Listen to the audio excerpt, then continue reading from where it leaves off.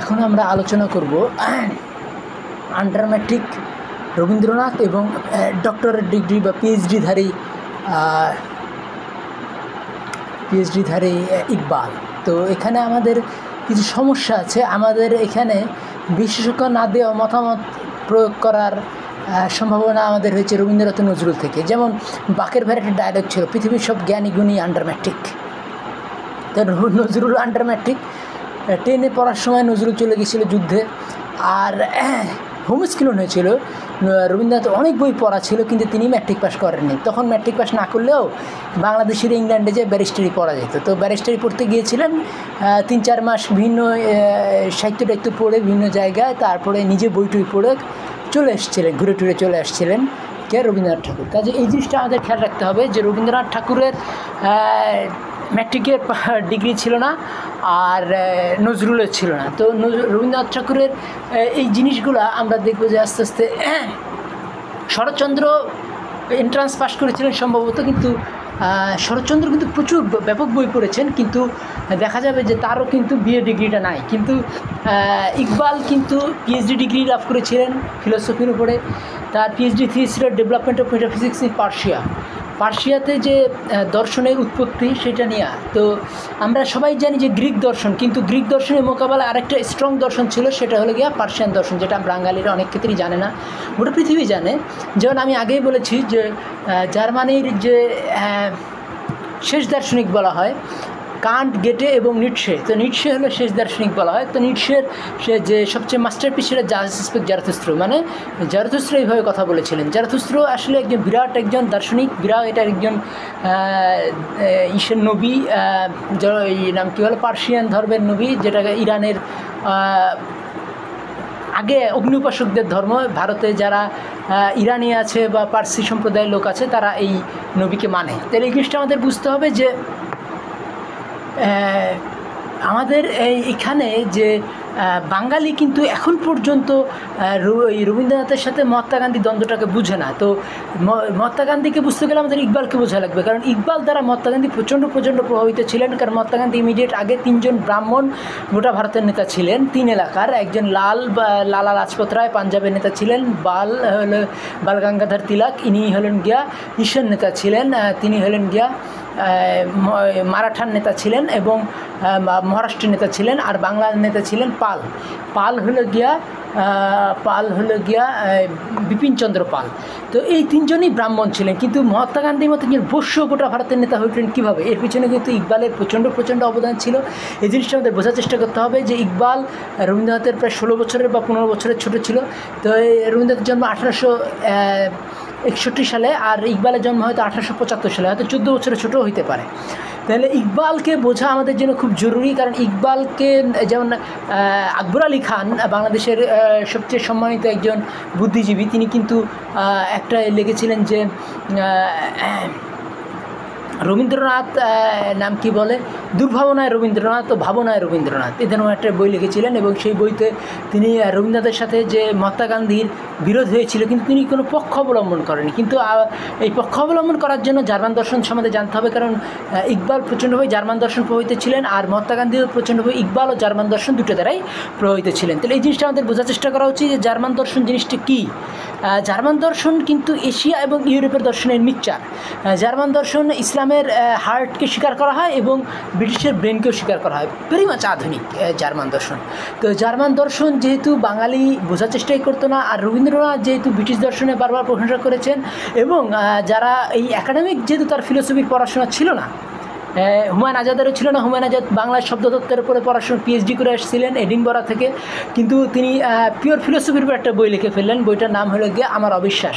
তাহলে এই যে একটা যার দর্শন যে হেগেল পড়া নাই, কান্ট পড়া নাই, গেটে পড়া নাই, সেরকম একটা লোক দর্শনের হাত দেয় কীভাবে? কারণ রবীন্দ্রনাথ নিজেই তো দর্শন সেভাবে ওস্তাদ ছিলেন না, তিনি দর্শনে তার একাডেমিক পড়াশোনা ছিল না, তিনি হেগেল পড়েছিলেন। অধ্যাপক ছোটো গল্পে হেগেলের বর্ণনা আছে, কিন্তু শুধু হেগেল পড়লে তো জার্মান দর্শন হয় না। জার্মান দর্শনে কান্ট, গেটে এবং হেগেল এই 3 সূর্যের দর্শন মোটামুটি বলা যায়। তো কান্ট আর গেটে এই দুজনকে যদি না বোঝা যায়, তাহলে কিন্তু হেগেলকে ভুল বোঝাই স্বাভাবিক। তাহলে আমাদের এখানে আমাদের বুঝতে হবে যে এই রবীন্দ্রনাথ যেহেতু ওই দর্শনে পিএইচডি ছিলেন না ইকবালের মতোই, তো এই আন্ডার ম্যাট্রিক রবীন্দ্রনাথ কিন্তু তার এই যে একটা হীনমন্যতা ছিল সেইটাকে তিনি বিভিন্ন জায়গায় প্রকাশ করেছেন। যেমন তিনি একটা শেষের কবিতায় বলছেন যে সে ছিল ইংরেজি রোমহর্ষক MA, তাকে পড়তে হয়েছে বিস্তর, বুঝতে হয়েছে অল্প। এই কথাটা তো রবীন্দ্রনাথ ব্যাপারে খাটে। রবীন্দ্রনাথ যেহেতু তাকে কোনো একাডেমিতে পড়াশোনা করতে হয়নি, ফলে তাকে ওই ডিসার্টেশনগুলো বা অ্যাসাইনমেন্টগুলো তৈরি করতে হয়নি, ডিসকোর্সগুলো তৈরি করতে হয়নি, তাকে রিসার্চ থিসিস পেপার সাবমিট করতে হয়নি, তাকে ডিফেন্ড করতে হয়নি। এই ঘরে বসে বসে যা পড়ছেন একলা একলা পড়তেছেন, কিন্তু তাকে তর্ক বিতর্কের মধ্যে দিয়ে ইউনিভার্সিটিতে গিয়ে ফিলোসফি ওই ডিসকোর্সগুলোকে মোকাবেলা করতে হয়নি, ডিসকোর্সগুলো প্রচার করতে হয়নি, নিজের ডিসকোর্সগুলো আলাপ করতে হয়নি। ফলে তার কি হয়েছে, রবীন্দ্রনাথ ওই কথাটা বলেছেন শেষের কবিতায় যে তাকে পড়তে হয়েছে বিস্তর, বুঝতে হয়েছে অল্প। রবীন্দ্রনাথ নিজেও পড়েছেন বিস্তর, বুঝেছেন অল্প। এ ধরনের একটা সমস্যা রবীন্দ্রনাথের মধ্যে ছিল। কিন্তু ইকবাল যেহেতু তিনি বার্ট্রান্ড রাসেলের গুরু যেগুলো ছিলেন কেমব্রিজে, ইকবালের গুরু তারাই ছিলেন, মানে ম্যাকটেগার্ট এবং হোয়াইটহেড এদের কথায় কথায় রেফারেন্স দিতেন কে, ইকবাল। আর ইকবাল বার্ট্রান্ড রাসেলকেও রেফারেন্স দিতেন। তাহলে এই জিনিসটা আমাদের বুঝতে হবে যে বার্ট্রান্ড রাসেল তার যে নোবেল লেকচার ছিল সেটি কিন্তু ইকবালের থেকেই কপি করা। আপনারা যদি বার্ট্রান্ড রাসেল নোবেল লেকচারটা দেখেন, কিন্তু আমরা বাঙালি কি বার্ট্রান্ড রাসেল পড়ি না, কারণ আমরা ইকবালও পড়ি না। আমরা ওই রবীন্দ্রনাথ নামে একজন ঘরোয়া, যাদেরকে ঘরোয়া দার্শনিক বলি, যারা প্রাতিষ্ঠানিক যে তাদের স্বীকৃতি ছিল না, প্রাতিষ্ঠানিক কোনো দার্শনিক থেকে তারা মানে সার্টিফিকেটধারী না। তো এইখানে ওই রবীন্দ্রনাথ কিন্তু আরেকটা কবিতা, ওই কথাগুলো আছে MA BA যারা, বা ওই যে ওই নাম কি বলে, কবিতাটার নাম হলো যে মুখ্যমূলার বলেছেন আর্য, তাই শুনে ছেড়েছি কার্য, আর্য বলে করেছি ধার্য। তারপরে এই শেষে এসে বলতেছে যে বড় ভাই MA আর আমরা দুইজন পড়তেছি আর বেড়ে উঠতেছি। আর কি হচ্ছে, আমরা দুই ভাই, বড় ভাই MA আমি BA। তার মানে MA BA পাশ করে কিছু হয় না, তার কি হলো, বই পড়লেই হয়। রবীন্দ্রনাথের কথা হলো, আসলে কিন্তু এটা হয় না। কারণ একটা সিস্টেমেটিক পড়াশোনায় সিস্টেমেটিকভাবে বিরোধ আসে, সিস্টেমেটিকভাবে সেটা আলোচনা করতে হয়, তারপরে আবার নিজস্ব পড়াশোনা করতে হয়। তো এইটা কিন্তু আমরা দেখব যে বাঙালির মধ্যে প্রচণ্ডভাবেই খারাপ প্রভাব ফেলেছে। আমি তো হুমায়ুন আজাদের কথা বললাম, তিনি তো ফিলোসফির, তার কোনো ডিগ্রি ছিল না, অথচ পিওর ফিলোসফির উপরে বই লিখে ফেলেছেন। অথচ বাঙালি ফিলোসফির ছাত্ররাও সেই বইটাকে আদর্শ বলে মানতেছে। কারণ বাঙালি ফিলোসফিরাও তারা ওই যারা একাডেমিক পড়াশোনা করে, তারা যে একাডেমিক পড়াশোনার পরেও ব্যক্তিগত পড়াশোনা করে নিজেকে প্রতিষ্ঠিত করা যায়, প্রতিভা কিছু না পরিশ্রমিক কিছু, এটা কিন্তু রবীন্দ্রনাথ বলে না, আর এরা বুঝেও না। রবীন্দ্রনাথ খালি বারবার প্রতিভা করার চেষ্টা করেছেন। আপনি যদি অধ্যাপক ছোটো গল্পটা দেখেন, রবীন্দ্রনাথের ওখানে কিন্তু দেখা যাবে যে অধ্যাপককে প্রতিভাবান দেখানো হয়েছে, কিন্তু এই একজন ছাত্র যদি বেশি পরিশ্রম করে সে একসময় অধ্যাপককেও ছাড়িয়ে যেতে পারে। ইকবাল কিন্তু এ কথাটাই বারবার বলেছেন যে যুবকদেরকে প্রেম শেখাও, তাদেরকে পীরের ওস্তাদ করো, মানে যুবকরা কী হয়ে যাবে, শিক্ষকের ওস্তাদ হয়ে যাবে। তো এই জিনিসটা আমাদের বুঝতে হবে যে এই ওই রবীন্দ্রনাথের যে অধ্যাপক গল্পের যে মোরাল, ওইটা কিন্তু প্রতিভার উপরে জোর দিয়েছে, কিন্তু ইকবাল সারা জীবন পরিশ্রমের উপর জোর দিয়েছে। ফলে উত্তর ভারত, দক্ষিণ ভারতে পাকিস্তানও সায়েন্সে নোবেল প্রাইজ পেয়েছে, উত্তর ভারতে হরগোবিন্দ খোরানা সায়েন্সে নোবেল প্রাইজ পেয়েছেন, দক্ষিণ ভারতে CV রমন, তারপরে সুব্রমণ্যম চন্দ্রশেখর, এরা সায়েন্সে নোবেল প্রাইজ পেয়েছে। কিন্তু ঢাকা, কলকাতা 30 কোটি মানুষ একটাও সায়েন্সে নোবেল প্রাইজ পায়নি। কারণ কি? কারণ বাঙালি প্রতিভা বিশ্বাস করে, পরিশ্রমকে বিশ্বাস করে না। তো প্রতিভা তো আল্লাহর দান, কিন্তু পরিশ্রম দ্বারা সেই মণিমুক্তাকে যদি আমরা মানে উজ্জ্বল না করি, তাহলে সেই মণিমুক্তার দাম পাওয়া যায় না, সেই মণিমুক্তা বাজারে বিক্রিও হয় না, সেটা আকরিক হিসাবেই খনিতেই পড়ে থাকে। তো এই জিনিসটা আমাদের বুঝতে হবে যে এই আমাদের লেখাপড়ার দ্বারা প্রতিভাকে, যেমন জার্মানিতে আগে কি প্রতিভা জন্মাইতে না, কিন্তু কান্ট কী করেছে, সবার মধ্যে উদ্দীপনা ছড়িয়ে দিয়েছে। সেই উদ্দীপনা ছড়িয়ে দিয়েছেন গেটে এবং হেগেল সবাই। তো কিন্তু বাংলা সাহিত্যে দেখবেন যে আপনার রবীন্দ্রনাথ বা শরৎ, এরা উদ্দীপনা ছড়ায়নি। তারা নিজেরা ব্রাহ্মণ ছিলেন, আর ব্রাহ্মণরা তারা বংশগত শক্তিতে বিশ্বাস করতেন, তারা প্রতিভাতে বিশ্বাস করতেন, পরিশ্রমে নয়। তো প্রতিভা তো যেটা দিয়েছে আল্লাহ, সেটা তো আমাদের হাতে না, কিন্তু পরিশ্রম দ্বারা আমরা সেই প্রতিভাকে হাজার গুণ বৃদ্ধি করতে পারি। তো এই জিনিসটা কিন্তু বারবার সামনে এনেছেন কে, ইকবাল। এবং ইকবাল কিন্তু ওই মানে দর্শনে PhD ছিলেন, তিনি জার্মানির মিউনিখ থেকে PhD করেছিলেন, আর কেমব্রিজ থেকে মাস্টার্স করেছিলেন। তার দর্শন মাস্টার্স ছিল দুইবার, একবার তিনি লাহোরে তিনি মাস্টার্স করে গেছেন, আবার তিনি আবার যে মাস্টার্স করছিলেন কেমব্রিজে।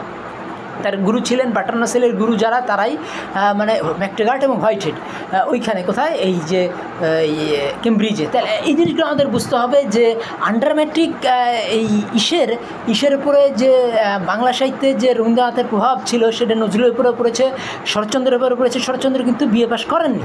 তো এই যে শরৎচন্দ্রের ওই কথাটা কিন্তু রাখাল হিসেবে পাবেন যে বিশ্ববিদ্যালয়ের ছাপছুপ নাই। তো বিশ্ববিদ্যালয়ের ছাপছুপ দরকার আছে, পড়াশোনার দরকার আছে, এই জিনিসগুলো বাঙালি কিন্তু বোঝে না।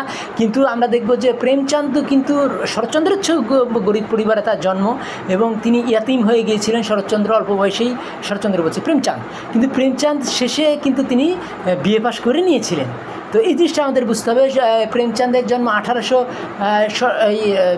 শরৎচন্দ্র আর ইকবাল প্রায় একই বয়সী, 1876 জন্ম, আর মৃত্যু প্রায় একই সাথে প্রায় 1938 সালে। কিন্তু এই প্রেমচাঁদের জন্ম, আর প্রেমচাঁদ একটু বয়সে ছোট, প্রেমচাঁদ 1880 সালে জন্ম এবং 1834 সালে তিনি মারা গেছেন। কিন্তু প্রেমচাঁদ কী লিখলেন? কর্মভূমি। কিন্তু আমাদের এখানে এই কলকাতার এরা জন্মভূমি নয় সিরিয়াল করে, কর্মভূমি নয় সিরিয়াল করে না। কারণ রবীন্দ্রনাথের মধ্যে কর্মের গান নাই, শরৎচন্দ্রের মধ্যে কর্মের গান নাই, বিভূতিভূষণের মধ্যে কর্মের গান নাই, কিন্তু কর্মের গান ইকবালের মধ্যে আছে এবং খাজা আলতাফ হোসেন হালির মধ্যে আছে, মুন্সি প্রেমচাঁদের মধ্যে আছে। তার সাথে বিরাট উপন্যাসই আছে কর্মভূমি মুন্সি প্রেমচাঁদের। এবং হুসাইন আজাদ যিনি পাঞ্জাবের উর্দু রাইটার, প্রচণ্ডভাবে উর্দুর সিলেবাস টিলেবাস এগুলো ডিজাইন করছিলেন। তার মধ্যেও কিন্তু আমরা প্রচণ্ডভাবে পড়ালেখার এই বা পরিশ্রমের আমরা আহ্বান খুঁজে পাই। তো কাজেই উত্তর ভারত দক্ষিণ ভারতে তো উত্তর ভারতের পাঞ্জাবিরা কিন্তু অনেক, যেটা ইকবালের জন্মভূমি, তারা কিন্তু ভারতের প্রধানমন্ত্রী হয়েছেন 3-3 বার। আইকে গুজরাল, তারপরে এই ভিপি সিং, তারপরে মনমোহন সিং, কিন্তু বাঙালি আজ পর্যন্ত ভারতের প্রধানমন্ত্রী হতে পারেনি। আর 9 কোটি তামিল 3-3টে সায়েন্সে নোবেল প্রাইজ পেলেও বাংলাদেশি 30 কোটি বাংলাদেশি ও পশ্চিমবঙ্গের 30 কোটি বাঙালি আজ পর্যন্ত সায়েন্সে একটা নোবেল প্রাইজও পায়নি। কিন্তু এই জিনিসটা আমাদের খেয়াল রাখতে হবে যে মানে শুধু পাঞ্জাবিরা এখন ভারতের নেতৃত্ব না, আমি ইংল্যান্ডের নেতৃত্ব দিয়েছিল। ইংল্যান্ডের ঋষি সুনাক একজন পাঞ্জাবি, তিনি প্রায় 1 বছরের মতো ইংল্যান্ডের প্রধানমন্ত্রী পর্যন্ত হয়েছিলেন। তাহলে এই পরিশ্রমের গানগুলো আমাদের গাইতে হবে। এবং এইটা দেখব যে মুন্সি প্রেমচাঁদের পরে ইকবালের যে প্রচণ্ড প্রভাব, তার ফলে কী হয়েছে, তিনিও কিন্তু এই পরবর্তী প্রথম বয়সে তিনি পড়ালেখা করতে পারেননি, চাকরিতে জয়েন করেছিলেন, পরে তিনি বিএ পাস ঠিকই করেছিলেন। কিন্তু আমাদের শরৎচন্দ্র কিন্তু বিএ পাস করেননি, আর বিএ পাস করার আগ্রহ বোধ করেননি। তাহলে এই জিনিসটা আমাদের বুঝতে হবে যে এই ট্র্যাডিশনাল লেখাপড়ার কিছু ট্র্যাডিশনাল লেখাপড়া তো করতেই হবে, তারপরেও বাকি জীবনও বইয়ের পর বই পড়ে যেতে হবে, যেটা ইকবাল করেছিলেন। এর ফলে হয়েছে কি, ইকবাল মানে আরও অনেক জার্মান দর্শন তো একেবারে প্রচুরভাবে পড়েছিলেন। আর তার ফলে উত্তর ভারত দক্ষিণ ভারত কিন্তু সায়েন্সে নোবেল প্রাইজ পাচ্ছে, গোটা ভারতের নেতৃত্ব নিচ্ছে এবং ইংল্যান্ডের প্রধানমন্ত্রী হচ্ছে। আর যেখানে বাঙালি কিন্তু এই ইংল্যান্ডে গেছে পাঞ্জাবিদের প্রায় 50-60 বছর আগ থেকেই, কিন্তু তারপরেও ওখানে গিয়ে হোটেল খোলে, টেবিল মুছে আর খাবার দাবার বানায়, কিন্তু ইংল্যান্ডের প্রধানমন্ত্রী হওয়ার চেষ্টা করে না, সেই বইগুলোও এখন পড়ে না। ফলে দক্ষিণ ভারত আজকে দেখতেছি যে মানে দক্ষিণ ভারতের কালো কালো মানুষগুলো, যাদেরকে বলা হতো মাদ্রাসি আর চাপরাসি, তারা কিন্তু দেখা যাচ্ছে যে ভারতের মানে উত্তর ভারতের প্রায় ডাবল তাদের পার ক্যাপিটা ইনকাম হয়ে গেছে। কারণ কি? কারণ তারা বাংলার সাথে উত্তর ভারতের বইগুলো তুলনা করতেছে। তারা এই উত্তর ভারতের সাথে টেক্কা দিয়ে তারা 10টা সিনেমা যদি ভারতে হয়, তার মধ্যে 6টা হিট মুভি দেখা যাচ্ছে এখন দক্ষিণ ভারতে, কিন্তু সেখানে একটাও বাংলা মুভি স্থান পাচ্ছে না। অনুরাগ কাশ্যপের মতো লোকে বলতেছেন বাঙালি মুভি ঘাটিয়া বা খারাপ। তো এই জিনিসগুলো আমাদের বুঝতে হবে যে উত্তর ভারতের যে কালচারটা, সেটা দক্ষিণ ভারত সেটা আত্মস্থ করেছে এবং তা দিয়েই তারা উত্তর ভারতকে মাত দিয়ে 10টার মধ্যে 6টা ছবি তারা করতেছে। নোবেল প্রাইজেও তারা আগেই গেছে অনেক, এবং মানে পার ক্যাপিটা ইনকামও উত্তর ভারতের থেকে দক্ষিণ ভারত প্রায় ডাবল। তাহলে এই জিনিসগুলো যখন বাঙালি বুঝতে শুরু করবে, তখন কি হবে, বাঙালিরা সায়েন্সে নোবেল প্রাইজ পাবে, বিশেষ করে বাংলাদেশিরা। তখন কি হবে, তারা এই জার্মান দর্শনকে বোঝার চেষ্টা করবে, ট্র্যাডিশনাল পড়াশোনাকে সম্মান করবে, যেটা রবীন্দ্রনাথ, শরৎ ও নজরুল তিনজনই অ্যাভয়েড করে গেছেন। তিনজনই কিন্তু গ্রাজুয়েট না, কিন্তু আমরা যদি দেখি উত্তর ভারতে প্রেমচাঁদ গ্রাজুয়েট এবং আর ইকবাল তো মানে কি বলে পিএইচডি করা। তো এই জিনিসগুলো বুঝতে হবে যে ইকবাল বা ওরা কিন্তু শৃঙ্খলাকে প্রচণ্ডভাবে দাম দিয়েছেন। পরবর্তীতে আমরা দেখব যে দক্ষিণ ভারত কিন্তু জ্ঞান গবেষণা, মুভি করা, সায়েন্সে নোবেল প্রাইজ সব দিকেই এগিয়ে গেছে। যে বাংলাদেশিদেরকে ওই নাম কি বলে ট্র্যাডিশনাল পড়াশোনা করতে হবে, তারপরে ব্যক্তিগত পড়াশোনা করতে হবে। আর হুমায়ুন আজাদের মতো কেউ যদি শখের বসে সায়েন্সে নোবেল প্রাইজ পায়, সেটাকেও আলোচনা করতে হবে, যেটা বাংলাদেশের ফিলোসফি ডিপার্টমেন্ট ব্যর্থ হয়েছে। কিন্তু ভবিষ্যতে বাংলাদেশের ফিলোসফির ছাত্ররা শুধু ফিলোসফির ওই যে কলেজে যেগুলো বই পড়া ওগুলো না, ব্যক্তিগত রিডিংও বাড়িয়ে নিতে হবে, যেটা ইকবাল বলছেন যে যাহা তাক ইশচালা হয় ওহা তাক নাম পয়দা কর, যে প্রেম যতদূর গেছে তুমি ততদূর পর্যন্ত তোমার নাম পয়দা করো। আর নাম পয়দা করতে হবে কীভাবে? বই টই পড়ে, গবেষণা করে, সায়েন্সে নোবেল প্রাইজ পেয়ে। আমার কথাগুলি ভালো লাগে, আমার চ্যানেলটি সাবস্ক্রাইব করুন, লাইক বাটন ক্লিক করুন। ধন্যবাদ।